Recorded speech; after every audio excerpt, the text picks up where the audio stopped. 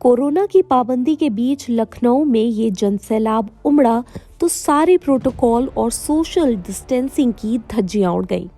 जिस यूपी में चुनावी रैलियों पर कोरोना बंदी लागू है, वहां ये भीड़ आई एक ऐसे नेता के स्वागत के लिए जो समाजवाद की नई लहर पर सवार होने आए थे। बीजेपी के 80 बनाम 20 वाले मंडल कार्ड का जवाब 15 बनाम 85 के मंडल कार्ड से देने आए थे। कहते हैं सियासत में नेताओं का कोई ईमान नहीं होता है। नेता कब कौन सा बहाना चिपका दे और कब पाला बदल कर कहां पहुंच जाएं, कोई नहीं जानता, खास करके चुनावी मौसम में। आज हम बात करेंगे यूपी के एक ऐसे नेता की जिनका हर चुनाव में नेता, झंडा और एजेंडा बदल जाता है। स्वामी प्रसाद मौर्य यूपी की पॉलिटिक्स का एक चर्चित चेहरा। यूपी की राजनीति को समझने वाले स्वामी प्रसाद मौर्य की सियासी हैसियत से लोग पूरी तरह वाकिफ हैं। मौर्य जाति से आने वाले स्वामी प्रसाद मौर्य की पहचान पिछड़े समाज के ताकतवर नेता के तौर पर होती थी, लेकिन अब मौर्य का शौर्य सियासत के नए मौसम वैज्ञानिक के तौर पर हो रहा है, या यूं कहें पॉलिटिक्स के मंझे हुए दल बदलू बन गए हैं स्वामी प्रसाद मौर्य। वैसे तो चुनाव के मौसम में दल बदल कोई बड़ी बात नहीं होती, लेकिन जब कोई बड़ा चेहरा इधर से उधर जाता है तो चर्चा होना लाजमी है।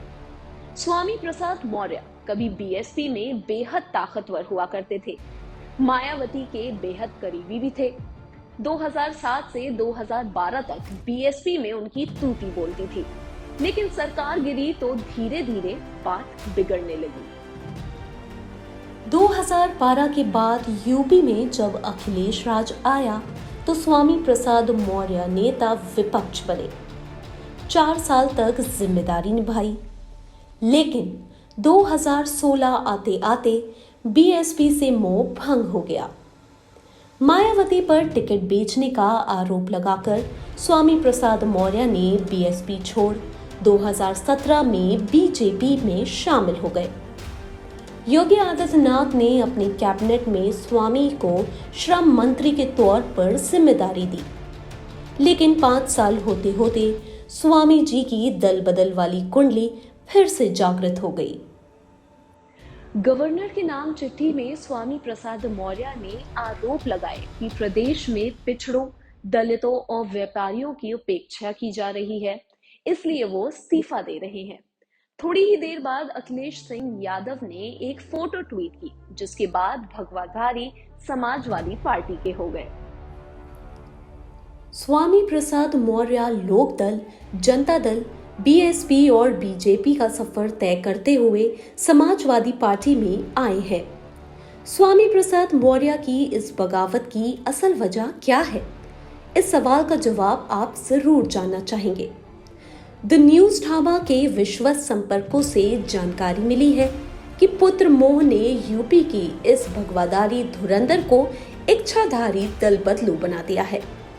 दरअसल स्वामी प्रसाद के बेटे उत्कृष्ण मौर्य रायबरेली की ऊंचाहार सीट से 2 बार से चुनाव लड़ रहे हैं, लेकिन जीत नसीब नहीं हो पाई।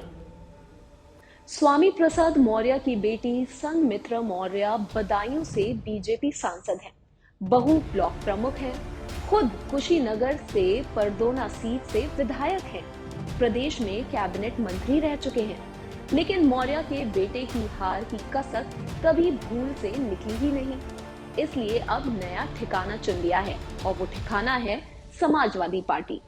कहा जा रहा है कि स्वामी प्रसाद मौर्य ने अखिलेश यादव से जो डील की है उसमें ऊंचाहार सीट भी है। ऊंचाहार सीट से अभी मनोज पांड्या समाजवादी पार्टी के एमएलए हैं। समाजवादी पार्टी यहां से उत्कृष्ण मौर्य को उम्मीदवार बना सकती है, यानी मौर्य ने अपना हिसाब सेट कर लिया है। लेकिन बड़ा सवाल है, बदले में स्वामी प्रसाद मौर्य अखिलेश को क्या दे पाएंगे? बीजेपी के पास पहले से केशव प्रसाद मौर्य हैं, जो यूपी में डिप्टी सीएम हैं, बेहद ताकतवर हैं, प्रधानमंत्री और गृह मंत्री के बेहद करीबी भी माने जाते हैं।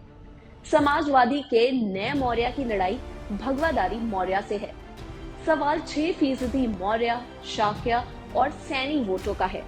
इस जंग में स्वामी प्रसाद मौर्य कहां खड़े होते हैं, ये भी देखना जरूरी होगा। यूपी की राजनीति में काम से ज्यादा नेताजी की जाति मायने रखती है। शायद यही वजह है 2007 में डलमऊ से हारने के बावजूद स्वामी प्रसाद मौर्य को मायावती ने मंत्री बनाया था। 5 बार विधायक रहे स्वामी प्रसाद मौर्य के पास किसी भी पार्टी से अलग कार्यकर्ताओं का अपना समूह है जो उन्हें ताकतवर बनाता है। लेकिन असली चुनौती इस बात की है कि वो मौर्य वोटों को अखिलेश के खेमे में कैसे शिफ्ट कर पाएंगे। जवाब 10 मार्च को मिल जाएगा। पॉलिटिक्स की ऐसी खबरों के लिए देखते रहें द न्यूज़ ढाबा।